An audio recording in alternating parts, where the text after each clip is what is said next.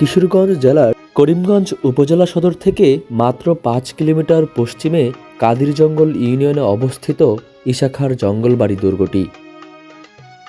জঙ্গলবাড়ি দুর্গতে প্রবেশ করতেই চোখে পড়ে একটি ৩ গম্বুজ বিশিষ্ট মসজিদ।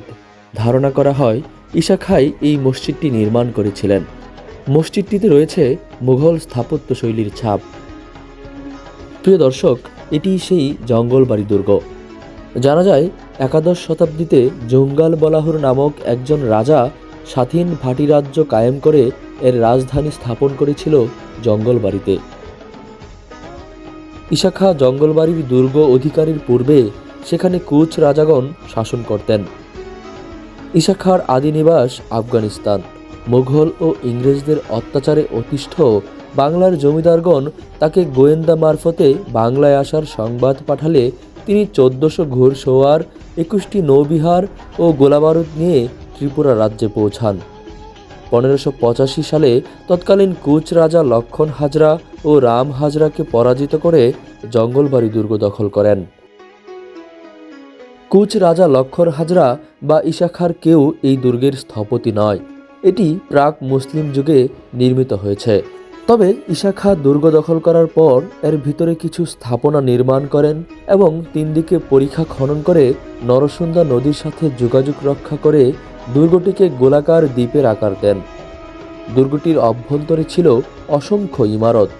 বাংলা ১৩২৬ সনের ভূমিকম্পে দুর্গটির সকল ইমারত ধ্বংস হয়ে গেলেও ইশাখার দরবার হল, বসতঘর ও একটি মসজিদ আজও কোনো রকম টিকে আছে। মৃত্যুর পূর্ব পর্যন্ত বিভিন্ন জায়গায় যুদ্ধ বিগ্রহ করে ইশাখা এখানে অবস্থান করেই রাজ্য পরিচালনা করেছেন।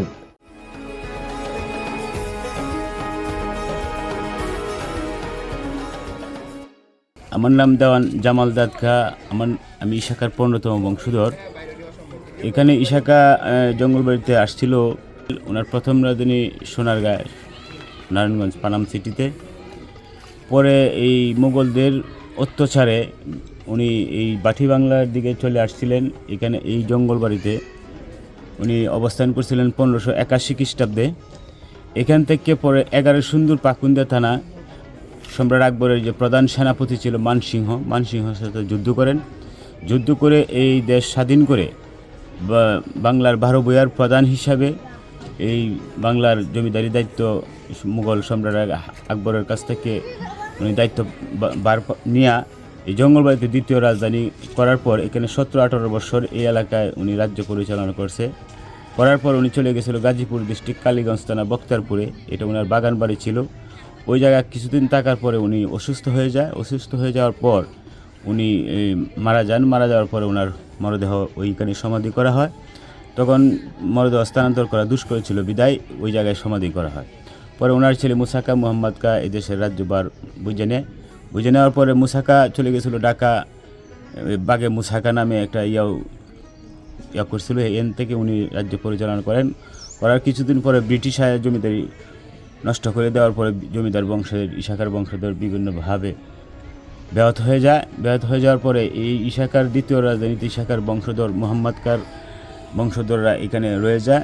থাকার পর এই এলাকার জমিদারি স্টেট বিভিন্নভাবে ব্যাহত হয়ে যায়। এই কিছু কাজ করতে চলে গেছে। এই এলাকার লোকজন জোর দখল করে ভোগ করতেছে। এই যে ইশাখার যে দরবার হলটা এখানে আমি যেখানে দাঁড়ায় আছি, এটা ওনার দরবার হল ছিল। এটার সামনে বিশাল একটা পরিখা। এই পরিখাটা পুরাটাই এই এলাকার মানুষ ভোগ দখল করে ওনারা বিলাসবহুলভাবে চলতেছে। অথচ ইশাখার বংশধর হিসাবে আমরা এটা একটু কোনো দাবি করতে পারি না। কিশোরগঞ্জে সুলাকিয়া মাঠ, এটা ইশাখার বংশধরদের দেওয়া। যেমন ইশাখা এই কিশোরগঞ্জে পাগলা মসজিদ, ইশাখার ষষ্ঠ পুরুষ জলকদর খান একজন নামে পাগল ছিল আল্লাহর ধ্যানে, উনার নামে মসজিদ। অথচ উনার কবরটা আজকে ব্যাহত হয়েছে। অথচ কোটি কোটি টাকা ৩ মাস পর উত্তোলন করতেছে সরকার। অথচ এই জলকদর খান কবরের কোনো কবরই নেই। আমার কথা হলো প্রত্নতত্ত্ব অধিদপ্তরের কাছেও আবদার হলো যে আমরা ইশাখার বংশধর, আপনারা ইশাখার ঐতিহ্য সংরক্ষণ করতেছে। ইশাখার বংশধর হিসেবে তো আমরা তো ইশাখার ঐতিহ্য, আমাদেরকেও যেহেতু আপনারা একটা পূর্ণ বাসস্থান করেন, এই আশা প্রত্যাশা আমি করি আর কি ইশাখার ১৫তম বংশধর হিসেবে। মসনদে আলা বীর ঈশা খাঁ এক প্রতাপশালী জমিদার ছিলেন। এই জঙ্গলবাড়ি দুর্গই ছিল বীর ঈশা খাঁর দ্বিতীয় রাজধানী।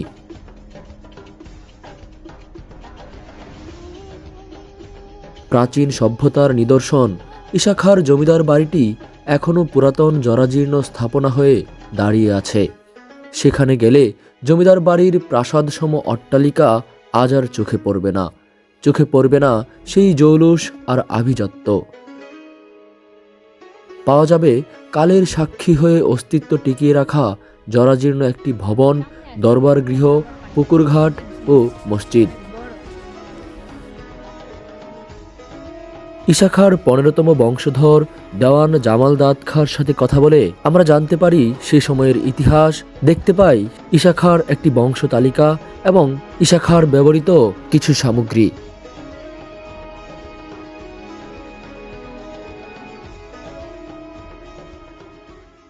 জি, আমার দাদার নাম হলো দেওয়ান কাইয়ুম দাদকা, আমার বাবার নাম হলো দেওয়ান আমিন দাদকা, আমার বড় বাবার নাম হলো দেওয়ান হেলিম দাদকা।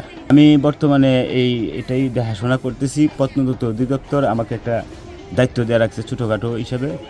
আমি ওনাদের এই দায়িত্বটা পালন করার চেষ্টা করতেছি। আমি যে বাড়ি ভিতরে যে বাড়িটা ঈশা খাঁর অন্দরমহল ছিল, এই বাড়িতে এখন 40 কোঠার একটা বিল্ডিং ছিল, এখন ধ্বংসাবশেষে 5-6টা রুম আছে। এখানে আমরা 1-2টা রুম সংস্কার করে রাত্রযাপন করি আমাদের ফ্যামিলিদেরকে নিয়ে। আর অন্য সবগুলো ব্যাহত হয়ে গেছে। আর ঈশা খাঁর এই স্মৃতিমূলক আমার কাছে অন্য কিছু নেই, ওনার কিছু ছবি, একটা বংশ তালিকা আছে আমাদের হাতে। আর ওনার ব্যবহারই তখনকার সময় 2টা পেয়ালা আছে, সূরা ইয়াসিন 4 কুল সহ, এটা হেকিমি চিকিৎসা হিসাবে ব্যবহার করতেন ওনারা বা ওনার পরবর্তী বংশধররাও। এখানেও বিভিন্ন লোকজন আইসা এই পাথর, একটা পাথর আছে জরমুরার পাথর বাটিটা সহ, এটার মধ্যে মানুষ উদ্ধার পানি বলে নেয়। হ্যাঁ, অনেক কষ্ট হইতেছে, আমাদের উপর অনেকেই নির্যাতন নিপীড়ন আছি, মানুষের অত্যাচার অবিচার করে। ঈশা খাঁর 12তম বংশধর এই বাড়ির শেষ যে জমিদার ছিলেন, ওনার ফ্যামিলির যেমন আজিম দাদকা ওনার নাম ছিল, ওনার ফ্যামিলির কবর সহ এই 5টি কবর মসজিদের উত্তর পাশে আছে। ঈশা খাঁর সিঙ্গেল ছবি 8 করে থেকে আমরা ফটোকপি করে রাখছি, বিভিন্ন লোকজন চাইলে আমরা দেখাই আর কি। আর এটা লোক মানসিংহে যুদ্ধ করার পরে সম্রাট আকবরের দরবারে যে মিটিং করছিল দেশ স্বাধীন করার জন্য, এই সবার ছবি। এখানে সম্রাট আকবর, উনি ঈশা খাঁ, কবি আবুল ফজল, মানসিং, প্রতাপাদিত্য, বলসেন, কেদার রায়, চাঁদ রায়, বাহাদুর গাজী, বীরুত্তম। উনি হলেন ঈশা খাঁর 12তম বংশধর। উনি পর্যন্ত জমিদার স্টেট ছিল। উনি আমার আব্বার দাদা হতেন, আমার বড় বাবা। ওনার কবরটা মসজিদের উত্তর পাশে। আর এটা লোকের পেলা ওনার সময় এই যে সূরা ইয়াসিন 4 কুল এগুলো আছে। এটার সাথে এই পাথরটার নাম হলো জরমুরার পাথর। এটা দিয়ে এখনো মানুষ পানি নেয়, উত্তর হিসাবে ব্যবহার করে। আর এটা সিরামিক্সের শুধু কলমা লেখা, এটা ঈশা খাঁর আমলে এই যে ওই আমাদের। আচ্ছা, ঠিক আছে, এটা হলো আমাদের বংশ তালিকা। তারপরে কে আসছে?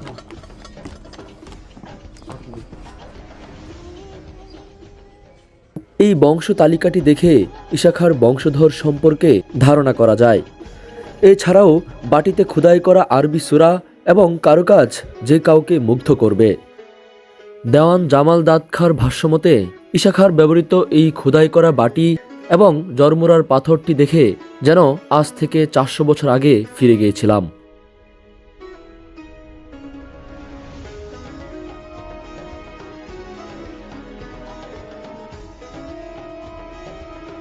বাড়ির সামনেই অবস্থিত ঈশা খাঁর সময়ের খনন করা একটি দিঘি, আর তার পাশেই অবস্থিত ঈশা খাঁর বংশধরদের বেশ কিছু কবর।